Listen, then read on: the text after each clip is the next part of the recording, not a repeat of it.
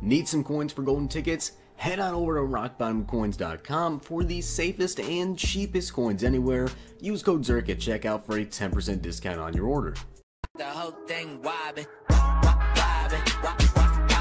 When I come around, got the whole thing wobbin'. What is going on, guys? It is Zirksee coming at you today with another YouTube video. Today, I'm going to be going over the best rookie premier cards to go ahead and do. Now, if you guys are legendary tier and you play the solo challenges, that means you guys will be able to get 9 free rookie premier tokens for free. So you get literally all you need is one more and you can get yourself a free rookie premier, or essentially free basically. But with that being said, I'm going to go over which ones I think you guys should do on the offense and also the defense, and I think there's a couple you should definitely stay away from. Now, as you guys can see, I did open a couple more packs, had some, cards to throw in sets or whatever. And the first card that I have personally done is Sukwon Barclay. Now, the reason I chose Barclay is, first off, if you still play Madden 19, or Madden 18 I mean, take a look at the stats compared to LaDainian Tomlinson. The card is insane. Obviously, you're not doing these sets specifically for Madden 18. Obviously, right now, the market took like the biggest drop you guys have ever seen. There's only a month left until the next Madden, so of course everything's really cheap. These rookie premier cards are literally going for like 100k, so if you want to pick them up for gameplay or whatever, you can go ahead and do that pretty dang easily. But the card itself right now, 98 speed, 99 excel, 98 carrying, 98 truck, 99 juke. Obviously it doesn't really matter what their stats are now, but I just think this card is absolutely ridiculous. Plus battle rate and energizer chem. But with that being said, I personally have played the Madden 19 beta, and I know how it is when running the ball. Now, Barclay starts off the year, I don't know if it's going to say it on this, but I do know for a fact, I'm pretty sure it says in the sets. He starts off at a 79 overall in Madden 19. Now, of course, he's an absolute stud of a running back. He can catch, he can run the ball, he can even play special teams. So they might even put him back there, kick returner or, punt returner, which I don't know if they will, but it will definitely be pretty interesting to see if they do that. With that being said, Barclay is one of the top choices for the Offensive Rookie of the Year. They get Odell Beckham Jr. back, which means they can't really, stuff the box to try and stop Barclay. Can he rush for 1,000 yards? It's very, very possible. This man wins Offensive Rookie of the Year. You guys are going to have yourself a 97 overall Sukwon Barclay, or higher, depending on what they want to do with it, if he does in fact win Offensive Rookie of the Year. Now, one thing I gotta say is a little bit weird is they only do 5 offense, 5 defense, and I'm pretty positive they did way more last year, and I'm not too sure exactly why they decided to do some of the choices, which I will go over, but in my opinion, Barclay may just be the best one. I can easily see him rushing for over 1,000 yards. So in my opinion, Barclay, probably the best offensive one of them all, but I'm going to go ahead and show you guys the rest of the sets and kind of give you my opinion on who I think is the best ones. Also, let me know down below which rookie premieres did you guys do. Also, real quick rundown of the sets. Obviously, they're not very hard to do. Power-ups, if you guys did them, I guess you got kind of lucky with those. I didn't do them any power-ups, but Sam Darnold. Now, as you guys can see, they give you upgrades throughout February, which means you will get the Offensive Rookie of the Year, Defensive Rookie of the Year upgrades for these guys, if they are even the guys to win it. So you really have to keep track of that, and also just pay attention to which cards are which. So, Sam Darnold. Here's my problem with Darnold. He plays for the Jets, first off, and obviously, he has 2 quarterbacks ahead of him. He has 2 pretty solid QBs. He has Teddy Bridgewater, and I think, I can't remember who else, I want to say Mike Glennon.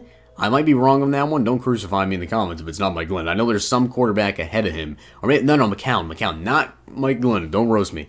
It is Josh McCown who is ahead of him. So he has 2 QBs to battle with to even get the starting spot. And if he's not playing good, they're going to pull him out like that. And not to mention he doesn't have any receivers, any offensive weapons. I really don't think Darnold is a great choice. So in my opinion, I would stay the heck away from Sam Darnold. I really wish they would have done Baker, because honestly, I might have even done Baker Mayfield. But you get a 77 overall quarterback. Also, it's really important that you keep an eye on what they start at. Like, literally, Sukwon Barclay is almost an elite card in Madden 19 is a 79. Calvin Ridley. Now, here's the thing. Ridley, of course, great speed, 77 overall. Also, take into effect, chemistries don't matter. These guys will not have chemistries at all throughout the year.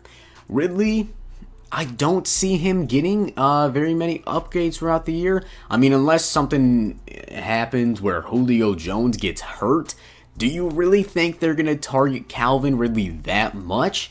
Opposite of Julio freaking Jones, literally the second best receiver in the NFL, in my opinion. I really don't see Calvin Ridley getting that many targets. So in my opinion, Ridley, not the best option to do. Will I still do a set? Maybe. Maybe I'll take the risk. Maybe I'll get a couple Team of the Weeks, a Football Outsider, or something like that. Maybe I'll go ahead and do that. Hayden Hearst. This could be kind of interesting, to be honest.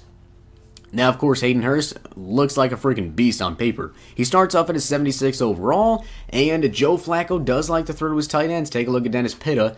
But now, you don't know if Lamar Jackson's even going to be the starting quarterback. Now, could Hearst and Jackson be a great duo? We don't know.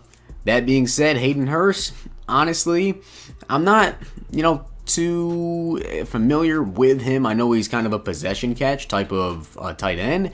He has decent speed and pretty decent run block according to his 99 overall card, but kind of curious to see what he's going to look like actually in Madden 19. Unfortunately, we can't see his actual stats, but he is a 76 overall to start the year. So, I mean, worst case scenario, you get some tight end depth, I guess, but really, is that worth it? Do you really think a tight end's going to win Offensive Rookie of the Year? Which is kind of what you're shooting for here. You really want to try to pick the Offensive Rookie of the Year and Defensive Rookie of the Year, or just someone that will get a ton of upgrades. Next up in the last offensive guy is going to be Quinton Nelson. Of course, Quinton Nelson, a lot of people have him ranked as even the top offensive player in this draft and the best offensive lineman for the Colts, which if Andrew Luck's back there throwing dots, Quinton Nelson can do pretty good. Could see a couple upgrades. Of course, offensive linemen, they don't get Team of the Weeks. What they do get, though, is Football Outsiders. Now, of course, there's other programs like Mud Hero, stuff like that, that we could see him get. The odds of an offensive lineman winning, Offensive Rookie of the Year, I don't think one ever has. I don't think one ever will. So that being said, if you want to test your luck and maybe he'll be really good, get like a 92, 93, maybe, get a Mud Hero 96, 97, but he's really not going to get that many upgrades in my opinion, just because offensive linemen don't get that many upgrades. Of course, special promos come out, they might give him something, but obviously Team of the Week is kind of the number one thing that you're aiming for with these guys. And offensive linemen don't really get them. Now, I think we actually did have some Team of the Week offensive linemen this year, but I don't think that we had any offensive lineman heroes, which is kind of what you're aiming for. Of course, he might get a set piece here and there, maybe 88, 83, something like that, which would be kind of cool, but is it worth it to do him? I'm not really too sure, but he does start at 79 overall.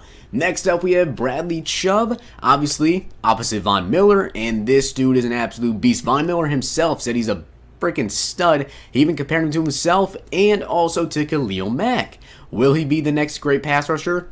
Up to you guys. In my opinion, Bradley Chubb. I'm probably going to go ahead and do him just because of the fact that I feel like if he can really step it up, I mean, you're not going to get double teamed when you have Von Miller on your team. So if he can take away the pressure, this could be pretty deadly. Leighton Vander Esch, in my opinion, I've seen a ton of, I've watched basically a ton of clips. As you guys know, I'm a Cowboys fan, of course. So, do I think he will do good? I don't know. I don't know if he's going to play that much. Obviously, Sean Lee is at his position. Will they split reps? Probably not. Will he move to left outside linebacker? What are we going to do with the linebackers? I honestly don't know who's going to be playing where. Jalen Smith, Leighton Vander Esch.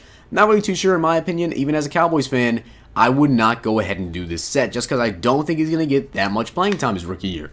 Raquan Smith, though, this could be an interesting pick for you guys, especially if you're a Bears fan. Of course, the Bears, I think they lost both their middle linebackers, Terrell Freeman and Trevathan, I think. I think they lost both of them, maybe just one of them. But Raquan Smith could definitely be a beast, of course.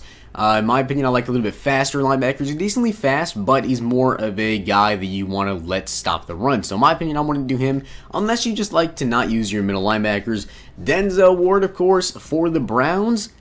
Could he be a lockdown corner? Gonna be kind of interesting to see exactly how he plays. Of course, it's the Ohio State effect, or the aka Marshawn Lattimore effect. They're hoping that he's as good as his buddy in Marshawn Lattimore. So Denzel Ward could be pretty solid. I think I'm actually going to go ahead and do him just because of the fact that he's so fast that if he gets like a most feared card or just any sort of upgrade, he's going to be an absolute speedster out there, and I feel like he could definitely be viable on your team. Now, my opinion for the defense, though, Derwin James is the best one to do on the defense. He fell crazy hard all the way to the Chargers, and I got a feeling Derwin James is going to be an absolute stud on the Chargers. So just to recap, in my opinion, Derwin James, Denzel Ward, Bradley Chubb for the defense are the best ones to do. In terms of offense, I would say Barkley and Quinton Nelson, honestly, because I really don't see Ridley getting much. I don't think Darnold will even start many games if he does. Hayden Hearst is kind of an iffy one. Once again, Lee Mineresh, I don't really think he's going to play that much. And Raquan Smith, I mean, if you don't like to use your middle linebacker, I guess he can be pretty good. But those are my picks. Let me know down below which rookies you guys decide to do. I'm probably going to go ahead and do Derwin James and Denzel Ward, as well as Bradley Chubb. Probably all the guys that I said, like 5 of these guys I'm going to end up doing. It's not really that expensive to go ahead and do. But if you guys enjoyed the video, hit the like button, subscribe, and comment. I'll see you guys next time.